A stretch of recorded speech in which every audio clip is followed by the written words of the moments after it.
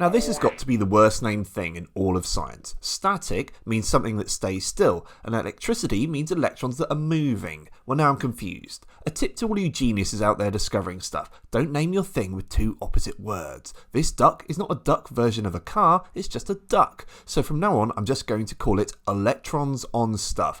That broadly covers everything that's going on far better. Okay, moving on.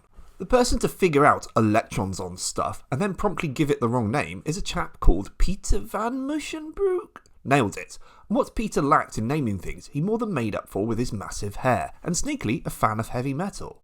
So, electrons on stuff. Electrons are negatively charged. They're not being accused of being slightly sad, but they have a negative charge. They're negative. It's like a stop sign is red, dogs are furry, or that public swimming pool is 50% wee. They're all facts of life, so an electron has the label negative.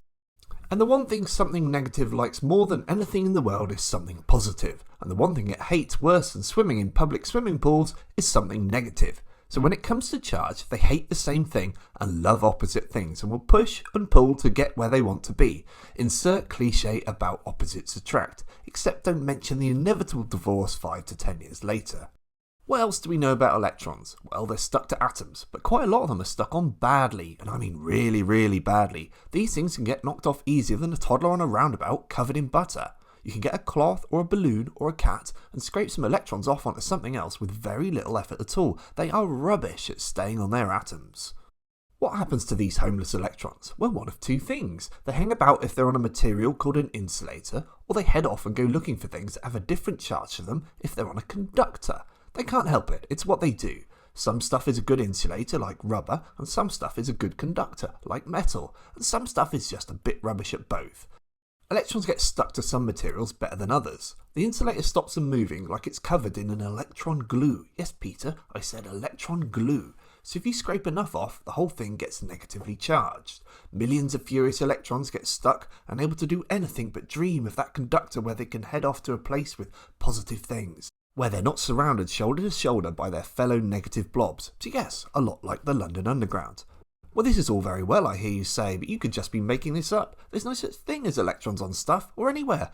And you'd be correct, except that when you pile up a bunch of electrons by scraping off stuff, you can feel it pushing and pulling.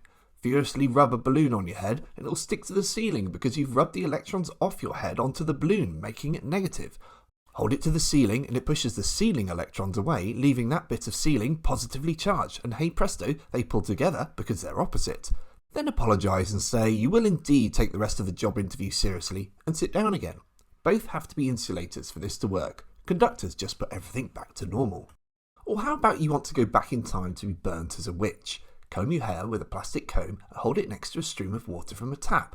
It'll bend towards the comb. What is that? Heathen magic? Nope, same thing, but this time the water is a conductor, and half the water molecule is mostly positive and half is mostly negative, so they rotate round and pull towards the comb. Nice, they attract. Hooray, you've now been tied to a stake like the witch you are.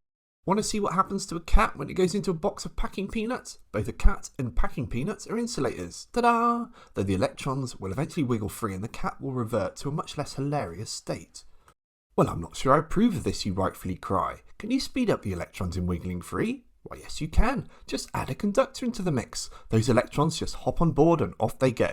For the record, I do not suggest you charge yourself up by dragging your shoes across a cheap nylon carpet, giving you a bunch of extra electrons, and then touch the ear of an unsuspecting close friend. Congratulations, you are now Thor, God of Thunder. Yep, that's what thunder and lightning is, electrons on stuff going back to where they wanted to. Weather doesn't mess around when it comes to scraping electrons off clouds. Aside from discovering electrons on stuff, your friend and mine, Peter van Mushenbrook, also did some science where he would take a block of soft butter and hit it with a large stick, watch it go everywhere and then shout, "Dynamic plasticity!" Yep, he did that. Surprisingly, that's one they don't do in science lessons.